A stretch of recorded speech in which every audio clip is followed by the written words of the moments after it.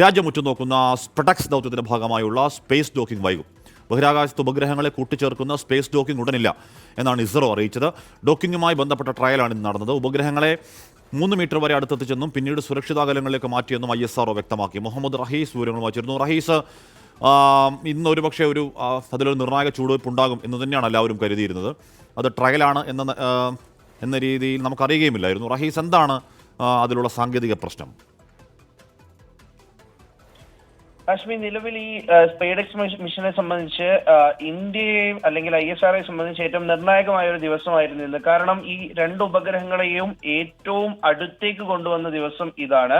കഴിഞ്ഞ ദിവസങ്ങളിൽ 500 മീറ്റർ വരെ അടുത്തേക്ക് കൊണ്ടുവന്നെങ്കിൽ ഇന്ന് 3 മീറ്റർ വരെ അടുത്തേക്ക് കൊണ്ടുവരാൻ കഴിഞ്ഞു. ഇത് ISROയെ സംബന്ധിച്ചിടത്തോളം ഒരു നേട്ടം തന്നെയാണ്. കാരണം ഈ ഒരു ദൗത്യം അത് 66 ദിവസം നീണ്ടു നിൽക്കുന്ന ദൗത്യമാണ്.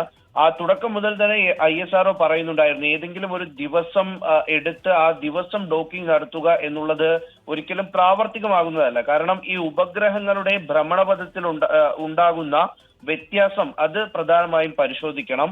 ഒപ്പം തന്നെ എന്തൊക്കെ ഈ വ്യത്യാസങ്ങൾ ബഹിരാകാശത്ത് ഉണ്ടാകുന്നോ അതൊക്കെയും ഈ ഡോക്കിങ്ങിനെ ബാധിക്കും. അപ്പോൾ ഒരു ചെറിയ കാര്യം പോലും കൃത്യമായി ഡോക്കിങ്ങിനെ ബാധിക്കുമെന്നിരിക്കെ അത്ര സൂക്ഷ്മതയോടുകൂടി മാത്രമേ ഈ ഡോക്കിംഗ് പ്രവൃത്തി നടത്താൻ കഴിയുകയുള്ളൂ. അത്തരത്തിലാണ് കഴിഞ്ഞ 2 തവണ തീയതി എടുക്കുകയും പിന്നീട് അത് മാറ്റിവെക്കേണ്ട ഒരു സാഹചര്യവും ഉണ്ടായത്. അപ്പോൾ 500 മീറ്റർ വരെ കഴിഞ്ഞ തവണ ദൂരം കുറച്ചു കൊണ്ടുവന്നു. പിന്നീട് ആ ഒരു അകലം കുറയ്ക്കുന്നതിനിടയിലാണ് ചില പ്രശ്നങ്ങൾ ഉണ്ടാവുകയും ദൗത്യം മാറ്റിവെക്കേണ്ടി വന്നത്. പക്ഷേ ഇന്ന് ട്രയൽ ആണെങ്കിൽ പോലും 3 മീറ്റർ അടുത്തേക്ക് ഈ ഉപഗ്രഹങ്ങളെ കൊണ്ടുവരാൻ കഴിഞ്ഞു. ഒപ്പം തന്നെ 2 ഉപഗ്രഹങ്ങളും പരസ്പരം കമ്മ്യൂണിക്കേഷൻ നടന്നു, ചിത്രങ്ങൾ എടുത്തു, വീഡിയോ റെക്കോർഡ് ചെയ്തു. അപ്പോൾ അതുകൊണ്ട് തന്നെ ഇന്നത്തെ ദിവസം സത്യത്തിൽ ഒരു നേട്ടം ഉണ്ടായിട്ടുണ്ട്. പക്ഷേ ഡോക്കിങ്ങിന് ഇനിയും കാര്യങ്ങൾ അനുകൂലമാക്കേണ്ടതുണ്ട്. ഇന്ന് ട്രയൽ കഴിഞ്ഞതിന് ശേഷം 2 ഉപഗ്രഹങ്ങളെയും ഒരു സേഫായ ഡിസ്റ്റൻസിലേക്ക് മാറ്റിയെന്നാണ് ISRO പറഞ്ഞിരിക്കുന്നത്.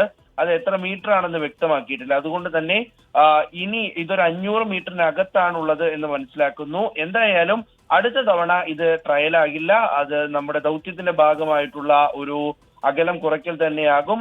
വൈകാതെ തന്നെ ഡോക്കിങ്ങും നടക്കുമെന്നാണ് പ്രതീക്ഷിക്കുന്നത്.